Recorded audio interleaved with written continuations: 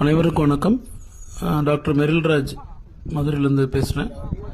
இந்த வடத்தில் பழக்கிற முறைகள் பற்றி ஒரு விழிப்புணர்வு பதிவு தான் இது ஸோ தயவுசெய்து வடத்தில் பழக்கும் போது மாடை முன்னணுவும் இல்லாமல் பழக்காதீங்க.